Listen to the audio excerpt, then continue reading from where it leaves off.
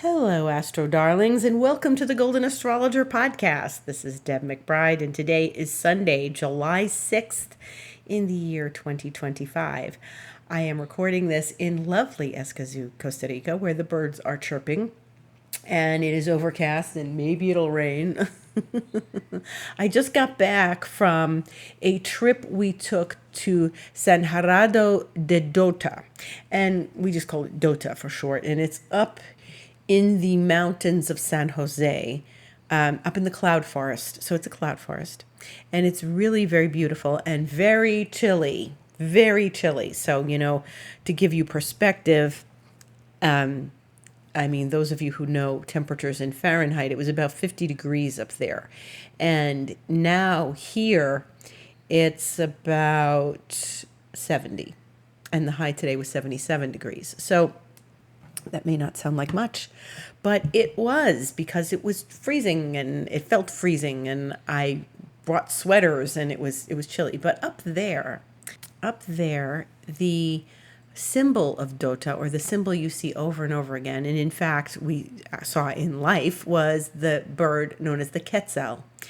And the Quetzal, interestingly enough, and this is a very interesting synchronicity story, the Quetzal is a bird with a very long tail, and they are absolutely stunning birds. And if you've never seen them or heard of them, or seen them like in pictures rather, because most people don't get to go up to the cloud forest of South America, Central America, and see the Quetzal. And we actually saw two of them on Thursday. Now this I wanted to tell you is impossible. They have special tours for you to get up at there at 5:15 in the morning, which I wasn't going to do, to see the Quetzal. Okay, to go up and see the Quetzal. Now they fly at very high altitudes, and they live up in tree barks in the mountains in the cloud forest, and so they are exquisite birds. They are turquoise and red and iridescent green, and they're really, really beautiful. And they are the national bird of Guatemala. And actually, the Quetzal is the denomination, it's their currency in Guatemala. And these birds were considered to be like the feathers of the birds were valuable to the Aztec and the Maya. So what happened on Thursday was that we were in a local shop, and my friend Alejandro called us over, and he's like, we can see the Quetzal from here. And we were looking in outside the window of this restaurant attached to the shop, and the male was in the tree, and he was, preening himself and floofing his feathers and picking out the feathers. And it was 2:30 in the afternoon. We didn't have to get up for a 5:15 tour to see the bird. So I was very happy about that. But there he was, and it's majestic and such a beautiful, exquisite experience up in the cloud forest, up in the trees, and such a beautiful place where we stayed. And then they told us that the female was in a neighboring tree. So there she was, looking out the window. We saw her, and there she was a little more hidden than he was, and she was doing the same thing, floofing herself and whatever. And apparently they're monogamous birds, so they must have been a couple, although somebody said there had been another female up there. So this was an incredible sighting. And I believe in power animals, and when one sees them, especially a rare one, it's not like you see your neighborhood bird that comes all the time. This is a very special animal. And so this was like, wow, we saw him. And everybody was saying this is really good luck, because they represent abundance and wealth, because the feathers were very valuable to the Aztecs and the Maya. And they used that for currency back then, which is a shame because it was a beautiful bird. But if you had a feather from one of those birds, it was apparently very valuable. And so now in Guatemala, the currency is the Quetzal. But they are related to the Mayan god Quetzalcoatl. And this is all over Mayan art and iconography, and just the experience of the bird and its beauty and its spiritual connection. Well, later that evening, now When I say up in the remote cloud forest, I mean that translates into very little internet. So I had internet in the clubhouse, in the restaurant, in the office, and then when you walked up the hill to your cabin, you had no internet. Except I would go up there at night when everything was still, and there was a teeny weeny little dot of internet on the symbol on my computer. Well, Thursday night, I got my email. Weirdly enough, I got my email, and there were like a couple of emails, and one of them was from Anima Mundi Herbal Apothecary. And because it was Thursday night, it was the night before 4th of July, which was Independence Day in the U.S. And in this email, they were talking about celebrating, because they're primarily, the woman who owns the company is Costa Rican, but she is primarily in the U.S. with her business. So she sent out an email, or her company sent out an email, and there it was in the email, the picture of the Quetzal, if you can believe it. If you can believe it, there was a picture. It said Happy Spiritual Independence Day, and it says 6 timeless symbols of liberation. And as soon as you open the email, it says symbols of spiritual sovereignty, and there is the Quetzal right after I saw this. So what a powerful synchronicity. This is incredible, right? And then I just couldn't believe it. And they talk about the Quetzal in the email and the feather and how valuable it was. And it's actually called the resplendent Quetzal because of its shimmering iridescent feathers.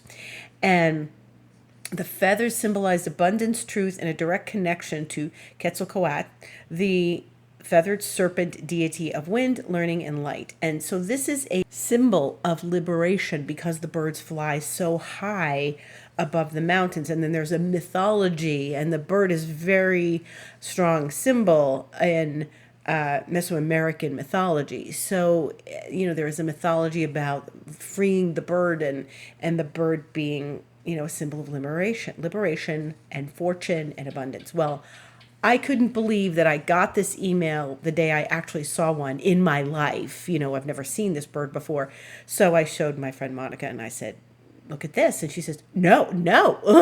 How did this happen at breakfast Friday morning?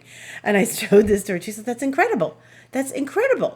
And so and then I kept seeing that bird. I saw it the other day. I saw it we went to a coffee fair, and I saw the bird was all over, like this one section at the coffee fair. They had scarves with the bird, water bottles, all sorts of things with the Quetzal.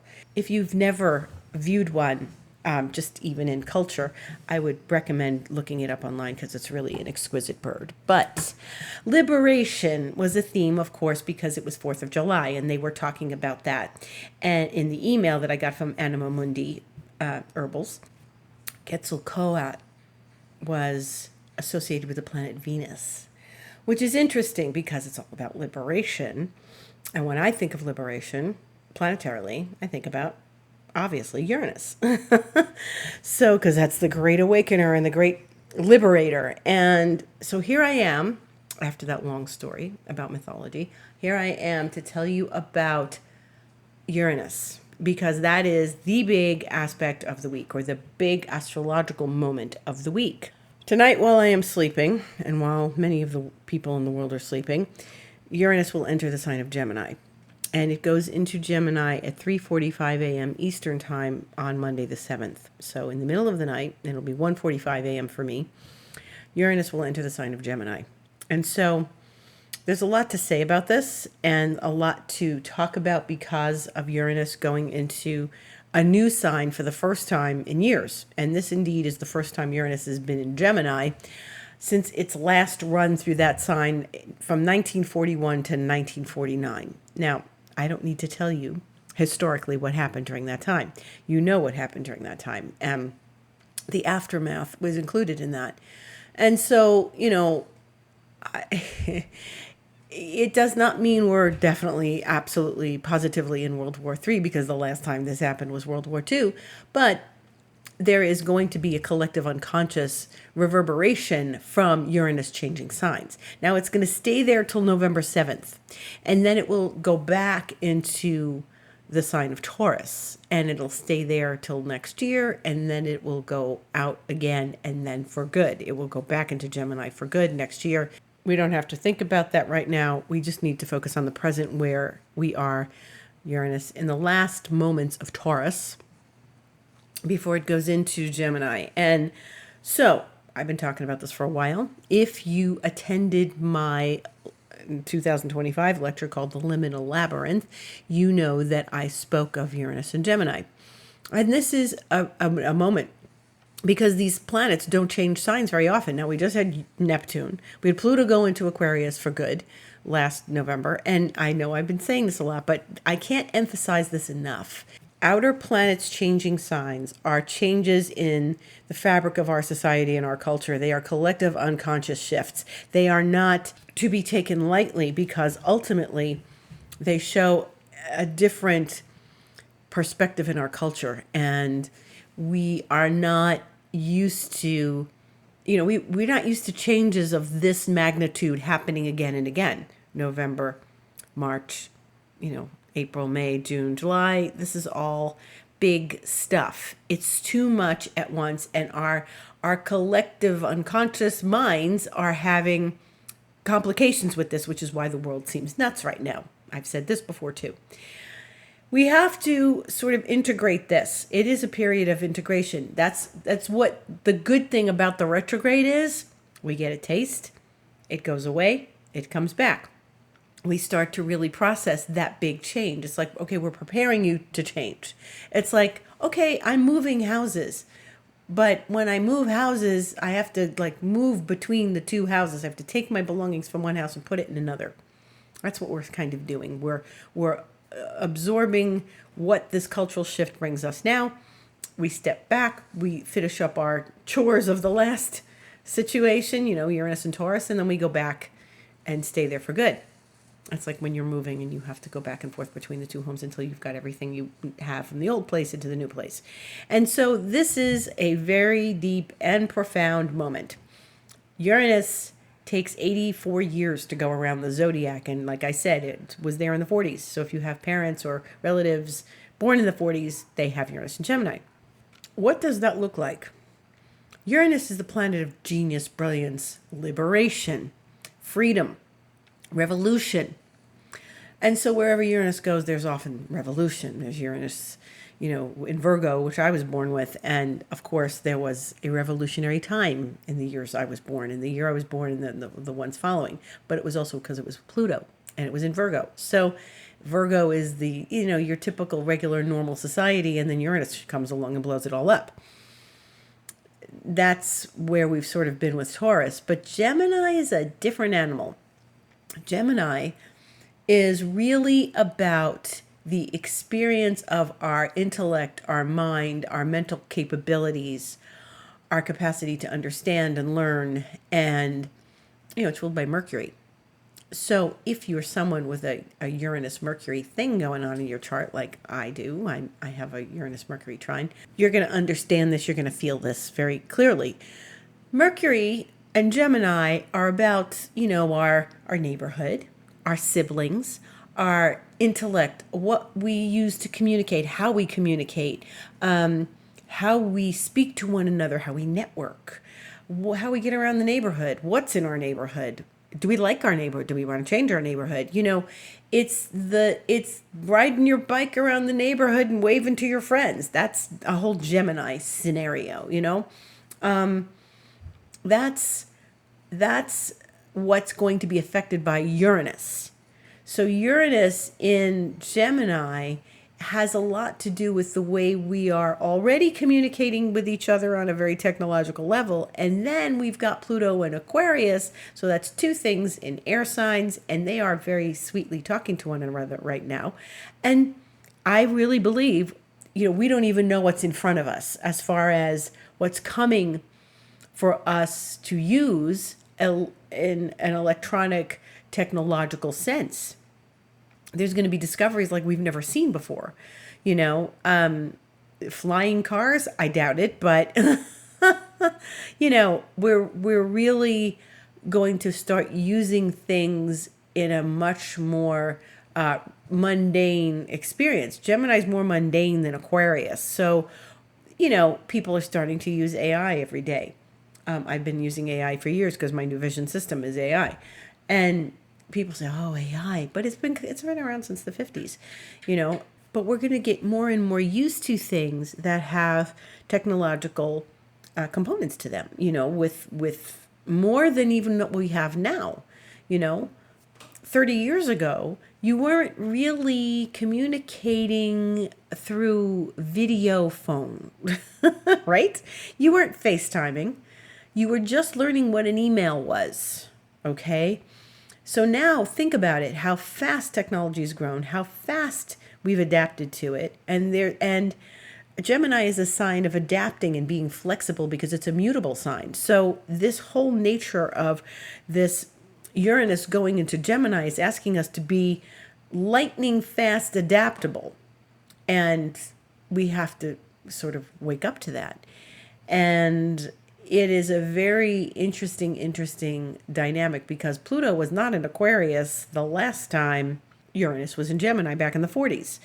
So we're getting a whole other perspective of what our daily lives are going to look like with these planets talking to one another and giving us a whole new perspective. Now, frankly, I think this is a great opportunity to raise your consciousness level and to start doing things that are going to put your mind in a very useful place. Like Gemini, I know I have a Gemini moon. We could run the same story over and over in our head. We don't want to do that. We want to use our brain and our mind for some higher level stuff, consciousness, awareness, conversations, meditations, reaching beyond our current level of understanding. And I think our level of understanding, by the time all this is over in 8 years, and Pluto will still be in Aquarius, but they will have talked to each other enough so that we have something profound to really reach out to one another and to maybe the deeper recesses of our mind, if we choose to. You may not want to. There are plenty of people who won't be affected by this in an obvious way. Everyone's affected by it. It's a collective energy. It's a collective planet. But this is something that we want to take advantage of. We want to use this for our knowledge and learning. Okay? And again, that bird, the Quetzal, is also a symbol of knowledge and learning. So I think that we have to start awakening ourselves and using what is available to us in our lives in a more profound way, especially these astrological aspects. And I recommend that you get your astrology chart read if you don't know where this is happening for you, because you want to use this to the best of your abilities, especially since it's going to be speaking to Pluto very nicely, Uranus and Pluto. So, and if you're born in the 60s, you have a Uranus-Pluto conjunction. And usually like from 1963 till 1969, you have a Uranus-Pluto conjunction. And this is important because when these two planets talk to each other in the sky, as they did in like 2012 through 2015, they were squaring each other. It was an on and off thing that was going on with them squaring, just the way it was an on and off conjunction back in the 60s. So when those two get together in a hard aspect like a square, as they did back in 2013, 2014, they were creating more of a crisis point or a definite turnaround or a definite what are you doing now for the people who live with Uranus and Pluto in contact in their astrological charts, especially the people born in the 60s. I say this to that group of individuals, of which I'm one, that the trine between the two of them, Uranus and Pluto, is going to bring a smoother transition of those planets and connection of those planets, and perhaps a smoother recognition of purposeful activity in your life. So I think it's important to look at that and look at your life. So if you haven't had your chart read, and you don't know where Uranus is going into Gemini, or you don't know where Pluto is going into, has been in Aquarius, and where they're talking to each other, come see me. Come have a session with me. Click book online on my website, thegoldenastrologer.com, and you can set up a session. We can talk about this. It's important for people to know where this is going on. So it's really very profound in this time. So that's part of it. Now, the other thing is that we are having a full moon this week, and that is on Thursday the 10th, and that is at 18 degrees of Capricorn, which means that the sun will be at 18 degrees of Cancer. And so this is the only full moon in Capricorn we're having this year. And so that is something that we want to pay attention to. That's the other big event of this week, one of the other big events of this week. And that full moon is, we're having a full moon in Capricorn, and we're no longer with Pluto in Capricorn, so this is good.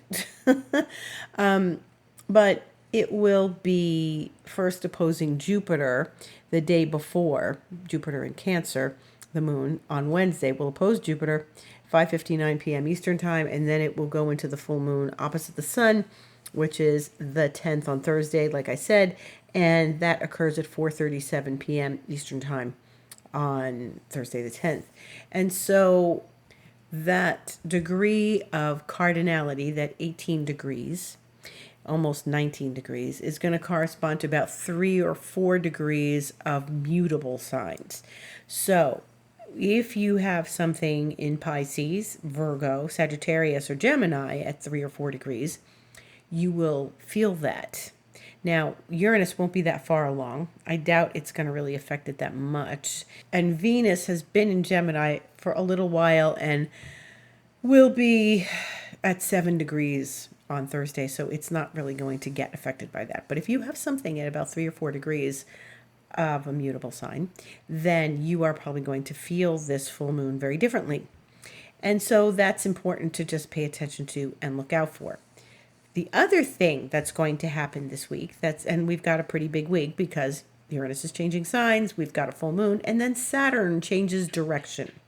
And depending on where you live, it will be Saturday or Sunday. Now, Eastern time, it will be 12:07 a.m., just after midnight Sunday morning. For me, it'll be a little after 10 p.m. on Saturday night.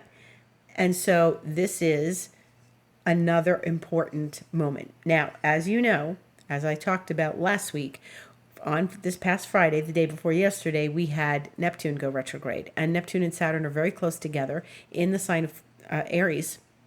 All new, all in the sign of Aries, very new.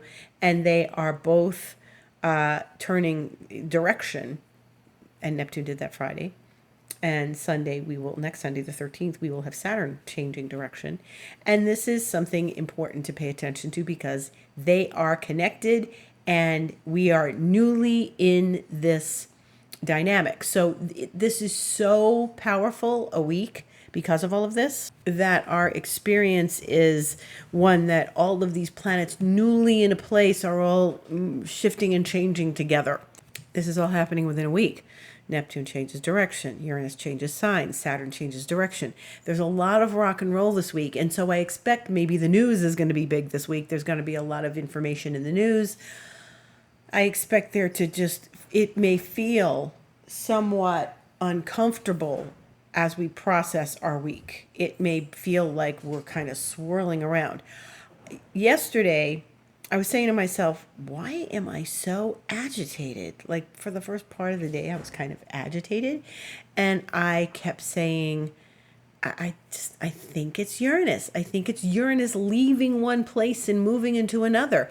And I have to say that if you are feeling agitated, it's all this rock and roll. It's all this Uranus moving into a new sign. It's all this Neptune shifting direction, and we're getting ready for Saturn to do that.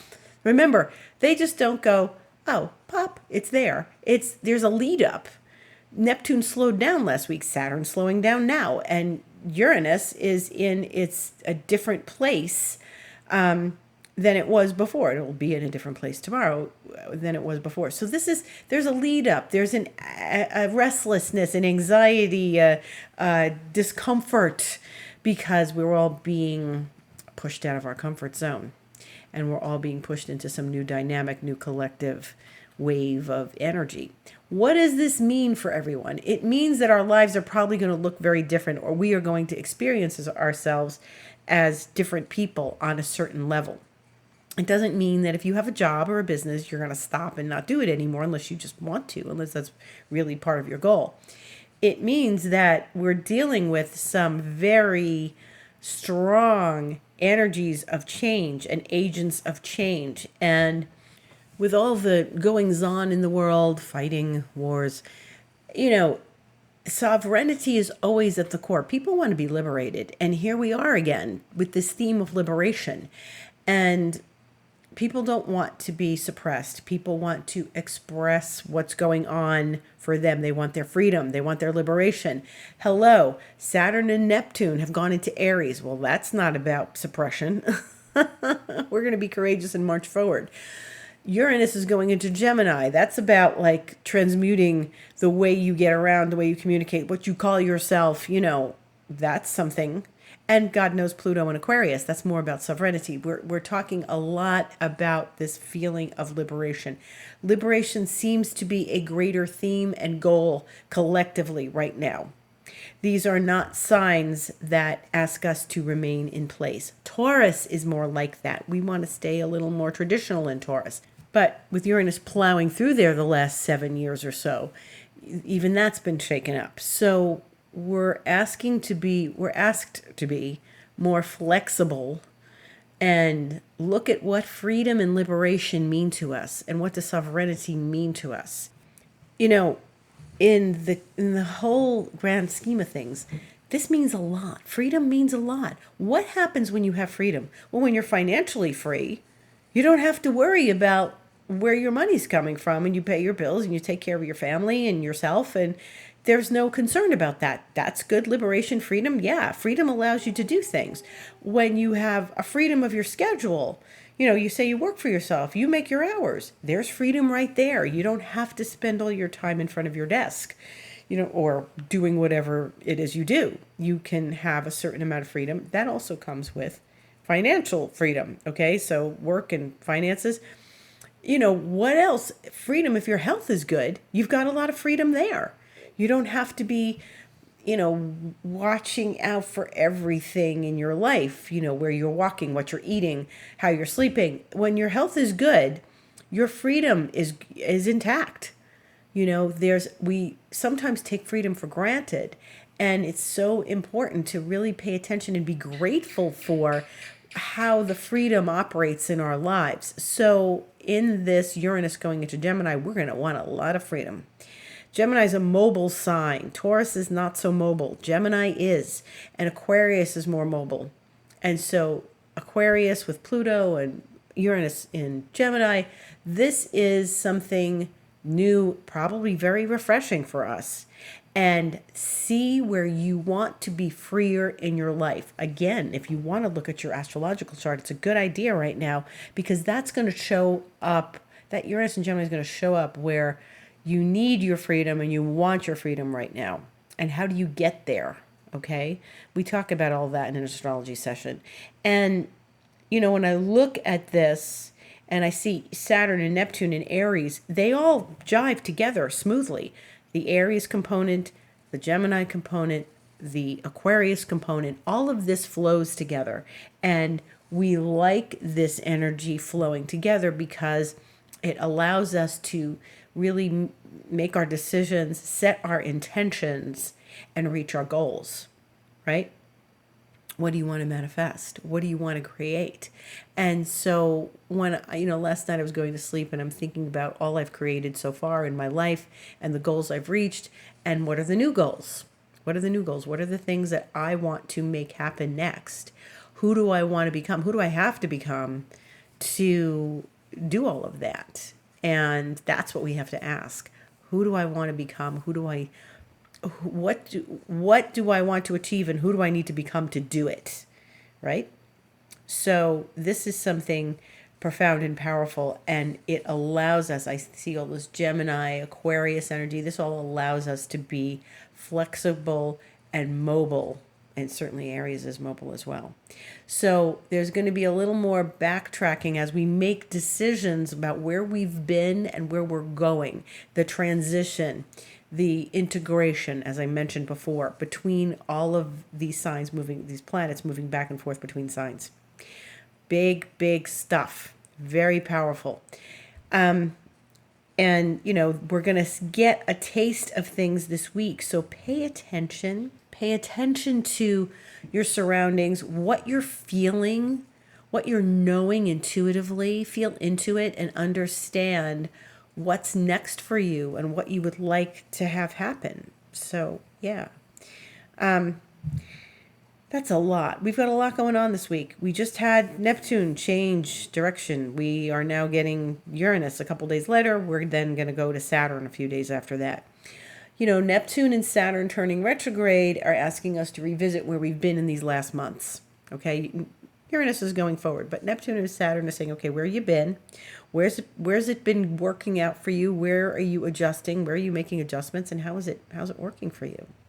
So let's see what happens as this unfolds, as the story unfolds, as the world turns, as the Saturn turns.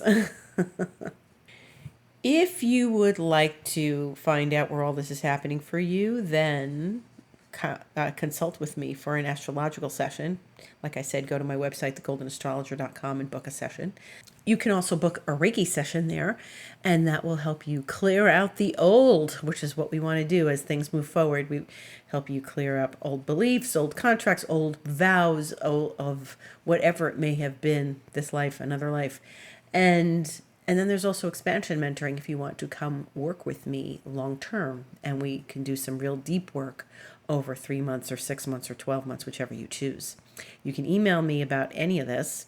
My email is deb@debmcbride.com or info@thegoldenastrologer.com, and we can discuss what your goals are and what your intentions are and what you'd like to go next with all this big change in the world. I thank you so much for listening. It is a beautiful thing to know that I have so many loyal listeners.